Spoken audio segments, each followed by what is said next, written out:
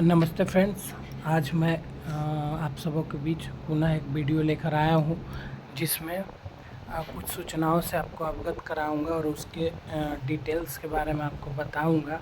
तो आप ध्यानपूर्वक सभी ये जो बिंदु आपको दिख रहा होगा इसमें वीडियो में, वो वन बाय वन समझाता हूं। तो सबसे पहले आपको बताता चलूं कि स्क्रीन पर आप देख रहे होंगे ABCID। तो ABCID जो है, ABCID जो बनना था वो 7 सितंबर तक बनना था, जिसको पाटलिपुत्रा विश्वविद्यालय ने छात्र हित को देखते हुए इसकी तिथि 13/9/2024 तक विस्तारित कर दी गई है। जैसा कि आप जानते हैं, पिछले वीडियो में हमने बताया था कि ABCID छात्र छात्राओं के लिए बहुत ही उपयोगी है और अत्यंत ही आवश्यक है इसे बनाना। सभी छात्र छात्रा ABCID बनाएंगे। यदि आप नहीं बनाते हैं तो आप अंक पत्र आदि जो भी है उससे आप वंचित रह जाएंगे, यहाँ तक कि आप एग्ज़ामिनेशन फॉर्म भी फिलअप नहीं कर पाएंगे। तो इसके लिए ज़रूरी है कि ABCID निश्चित रूप से आप बना लें 13/9/2024 तक। इसका तिथि जो है विस्तारित तिथि है, जो कि निर्धारित की गई है विश्वविद्यालय से। और दूसरा बात है कि जैसे ही अगर जिन लोगों ने ABCID जो कार्ड है वो बना लिया है, तो उसके बाद जो गूगल सीट भरना था, गूगल सीट में फिल करना था, वो भी अब एक्टिव कर दिया गया है। जो भी ग्रुप होगा या नोटिस बोर्ड होगा, जो भी होगा, जहां अपने अपने संबंधित कॉलेज से संपर्क करके या आप किसी भी ग्रुप में अगर जुड़े हुए हैं, तो वो जो पाटलिपुत्रा विश्वविद्यालय की तरफ से जो सूचना अवगत कराई गई है और जो वो स्कैनर है, उसके तहत आप उससे गूगल सीट फॉर्म आप भर सकते हैं। लिंक एक्टिवेट है और जैसे ही आप भर दीजिएगा, फिर आपका ABCID का कार्य जो है वो पूर्ण हो जाएगा। तो इसे गंभीरता से लीजिए और इसे ज़रूर बनाइए। नहीं बनाइएगा तो फिर ये प्रॉब्लम क्रिएट हो सकता है, ठीक है। तो और दूसरा बात है कि ये जो है ये सभी लोग को बनाना है। जैसे ही NEP, जैसे कि आपको बताया था कि NEP आया, जो नेशनल एजुकेशन पॉलिसी, उसके तहत जो क्रेडिट सिस्टम है, ख़ास करके जो वो बताए थे कि अगर आप इसमें बना लेते हैं तो आप 1 साल बाद पढ़ाई भी छोड़ते हैं या 2 साल बाद पढ़ाई छोड़ते हैं, तो फिर जब आप वापस आएंगे तो इसके तहत आपका रिकॉर्ड अपडेटेड रहेगा और आपको कोई मतलब किसी भी तरह का परेशानी नहीं उठाना पड़ेगा। अब देख लीजिए, दूसरा जो है लिखा हुआ है अंतर महाविद्यालय खेल कूद प्रतियोगिता। अब जैसा कि आपको पता होगा कि पाटलिपुत्रा विश्वविद्यालय पटना के द्वारा अंतर महाविद्यालय खेल कूद प्रतियोगिता का आयोजन किया जाता रहा है, और इसका भी आयोजन जो हाल फिलहाल जो पूर्व वीडियो में भी मैंने बताया था आपको, तो लगभग कुछ चीज़ों की तिथि विस्तारित कर दी गई है, लेकिन ट्रायल महाविद्यालय स्तर पर किया जाना है। तो जो भी इस खेल से रिलेटेड है और इसके अंतर्गत जैसे एथलेटिक्स आता है, तो उसके अंतर्गत भी आपका हाई जंप है, लॉन्ग जंप है, दौड़ है, 100, 400, 800, 1600 जो भी है, और जेवलिन थ्रो है। फिर उसी के तहत बैडमिंटन है, ये कराटे है, जूडो है, क्रिकेट है, फुटबॉल है, ठीक है, वॉलीबॉल है। तो ये सब खेल है इसके अंतर्गत। तो अभी फ़िलहाल आज अगर गवर्नमेंट डिग्री कॉलेज राजगीर की बात करूँ तो आज क्रिकेट का ट्रायल होना है, जो कि एन कॉलेज में वो उसकी तिथि जो निर्धारित थी खेल के लिए, परंतु किसी कारण से वो अभी डेट विस्तारित की गई है। उसकी सूचना हम सभी को प्राप्त नहीं है, परंतु ट्रायल करवा के महाविद्यालय टीम तैयार करनी है प्रत्येक महाविद्यालय को। तो आज क्रिकेट का ट्रायल होगा, और बैडमिंटन में जो भाग लिए हैं, खास करके जो उसका आयोजन जो होना है नालंदा कॉलेज होना है, तो जो भी अगर उसमें भाग लिए हैं तो वो भी तैयार रहेंगे, आज 11 बजे आएंगे। जो तीसरा जो आप देख रहे होंगे NSP, नेशनल ये सर्विस स्कीम जो है,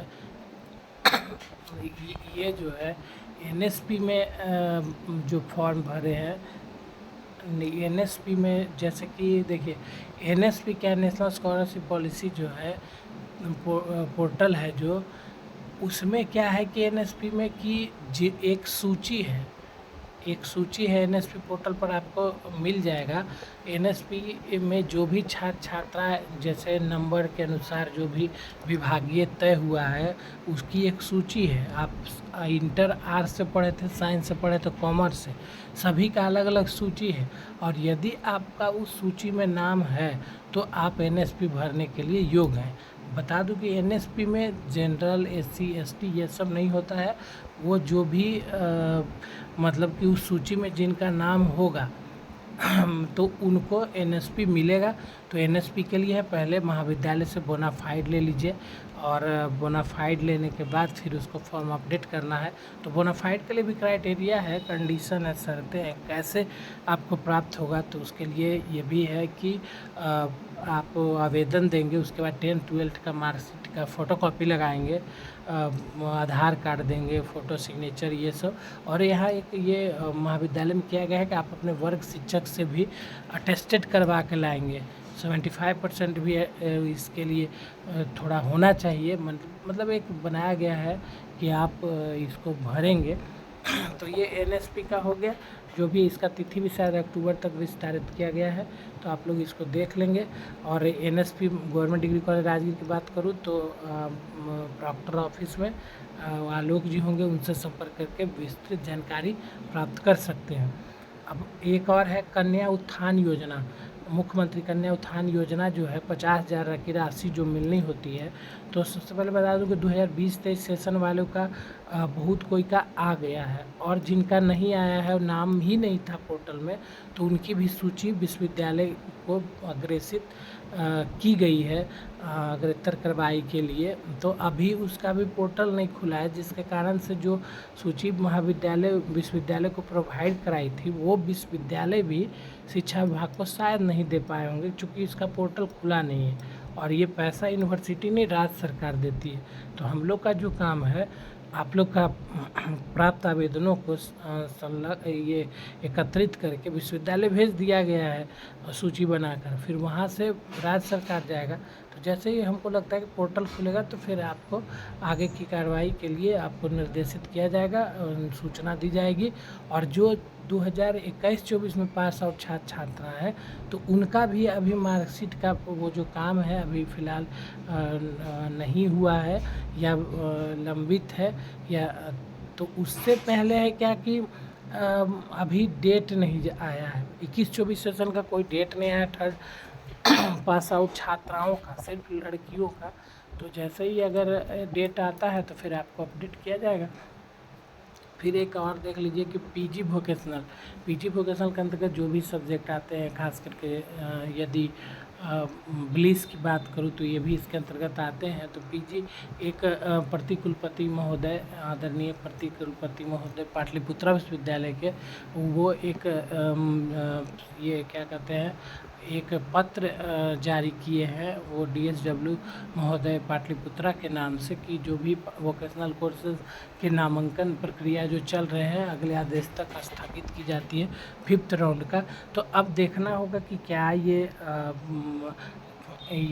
नामांकन कब तक होगा और या कब होगा। तो इसके लिए आप अपने महाविद्यालय से संपर्क करते रहें, और विश्वविद्यालय के भी ऑनलाइन पोर्टल पर आप अपडेट रहें। तो इसके लिए कुछ सूचना दी जाएगी। तो आज अगर जो भी छात्र छात्रा इंग्लिश के नामांकन के लिए हैं तो वो आप महाविद्यालय से आके संपर्क साध सकते हैं कि क्या होगा नहीं होगा, आप अपने संबंधित कोऑर्डिनेटर या प्रिंसिपल साहब से। और एक और जो मुख्य बात मैं कहना चाहूँगा कि जैसा कि हम कुछ लड़कों का देखे हैं, चाहे वो भूलवश हो चाहे कुछ भी हो, यहाँ देखिएगा चेक योर एडमिशन। अब जैसे सत्र 24-28 के छात्र छात्रा, नए वाले छात्र छात्रा नामांकन लिए, मान लीजिए कि वो हिंदी लिए हैं, मेजर है, और एमआईसी में पॉलिटिकल साइंस डाल दिए हैं, तो उस केस में पॉलिटिकल साइंस नहीं होगा। क्योंकि जैसा कि आप जानते हैं कि आपके नामांकन के बाद फिर विश्वविद्यालय पोर्टल पर, कॉलेज पोर्टल के जरिए आपका नामांकन वैलिडेशन होता है। तो उसके तहत आपका जो भी सब्जेक्ट जो विश्वविद्यालय के द्वारा निर्धारित रहता है, उसी निर्धारित सब्जेक्ट में किसी को लेना होता है। और मेजर एमआईसी में तो कंडीशन अप्लाइड है, और जो भी मेजर है जैसे आर्ट्स एंड ह्यूमैनिटीज़ का जो है, तो आर्ट्स एंड ह्यूमैनिटीज़ में भी MIC उसी में होगा। तो जिनका हिंदी है तो उनका इंग्लिश, फिलोसफी, संस्कृत, उर्दू ये हो सकता है। ये नहीं कि पॉलिटिकल साइंस, हिस्ट्री, इंग्लिश हो जाए। तो यदि इस तरह का केस आपका है और अभी उसका पढ़ाई कर रहे हैं या किसी कारण से आप नहीं पता है, तो आप अपने वर्ग शिक्षक से पूछ सकते हैं, नामांकन विभाग से पूछ सकते हैं, जो भी नामांकन विभाग में कर्मी उनसे पूछ सकते हैं, या नहीं तो चेक योर एडमिशन स्टेटस का जो लिंक है उस पर जाके आप अपना जो भी सब्जेक्ट है उसको क्लियर कर लीजिए। ये बहुत ही आवश्यक है। आपको नामांकन के बाद यदि आपका कन्फर्मेशन भी गया होगा मैसेज, तो आप उससे भी पता कर सकते हैं। अदरवाइज आप देखिए, मैं एक प्रोसेस बताऊंगा, उसके ज़रिए आप अपना सब्जेक्ट जो आपका क्या है वो आप अविलंब जान लीजिए। चूँकि रजिस्ट्रेशन होना है और या मीड देना है, तो मीड में भी आपका जो सब्जेक्ट रहेगा उसी के अनुसार आपका सारा कुछ होना है। तो जैसे कि आप PPU पोर्टल पर जाइएगा, वेबसाइट पर, पाटलिपुत्रा यूनिवर्सिटी साइट, गूगल में या क्रोम में PPU लिखिएगा, आ जाएगा। पाटलिपुत्रा पर क्लिक करिएगा तो फिर एडमिशन पोर्टल आएगा। एडमिशन पोर्टल पर आपको क्लिक करना है। एडमिशन पोर्टल पर जैसे क्लिक कीजिएगा तो फिर आप नीचे आइएगा, ठीक है। आपके प्रवेश की स्थिति हिंदी में होगा या चेक और एडमिशन स्टेटस होगा, ठीक है। इस पर क्लिक आप करिएगा। फिर उसके बाद देन फिर UN नंबर, फिर उसके बाद UN नंबर, ठीक है। और UN नंबर मतलब 24G00 जो होता था ना, और ID पासवर्ड जो जनरेट है आपका, तो वो 24G00 आप उस पर डालेंगे। अब 24G हटा कर बोलेगा तो हटा कर डालिएगा 24G। जैसे ही डालिएगा इसके तत्पश्चात शो करेगा कि आप कौन कौन सा सब्जेक्ट है, ठीक है। तो उससे आपको पता चल जाएगा कि आपका मेजर क्या है, आपका MIC क्या है, आपका MDC क्या है, आपका AEC क्या है, आपका ACC क्या है, आपका VSC क्या है। तो ये 6 सब्जेक्ट पता चल जाएगा। तो सभी विद्यार्थियों से अनुरोध है कि आप अपना check your admission status please. तो उसमें फिर एक बार बता दूं, पाटलिपुत्रा के पोर्टल लिंक पर चल जाइएगा, पाटलिपुत्रा वेबसाइट पर चल जाएगा, एडमिशन पोर्टल खोलिएगा, चेक करो एडमिशन स्टेटस करिएगा, फिर then fill UN number 24G00, इसके तत्पश्चात शो करेगा टोटल सब्जेक्ट। आपको पता फिर चल जाएगा कि आपका MIC क्या है, MDC क्या है, ACC क्या है, जो भी है, ठीक है। तो उसके बाद आप आश्वस्त हो जाएंगे कि आपका क्या सब्जेक्ट है। एक सूचना और दे दूँ जो इसमें नहीं है, संज्ञान में आया है कि आज महाविद्यालय में सेंट्रल बैंक ऑफ इंडिया के द्वारा उनका एक कैंप लगना है, जिसके तहत अगर जो भी छात्र छात्रा हैं तो यदि आप अकाउंट ओपन करना चाहते हैं सेंट्रल बैंक ऑफ इंडिया में, तो आप ये बैंक खुलवा सकते हैं, अकाउंट खुलवा सकते हैं बैंक में, जिसके तहत आधार कार्ड वो और भी जो नोटिस है पूर्व लिख ही दिए हैं। आधार कार्ड हो गया, नाम का जो भी ID है, और 100 रुपया जो है वो अकाउंट में ही आपका जमा होगा। जब खुलेगा 100 रुपया से मान लीजिए कि अकाउंट खुल रहा है, तो वो आपको लाना होगा। यदि आप जो इच्छुक हैं तो आप इस प्रक्रिया को पूर्ण कर सकते हैं। यही सब सूचना थी। फिर मिलेंगे अगले वीडियो में। धन्यवाद।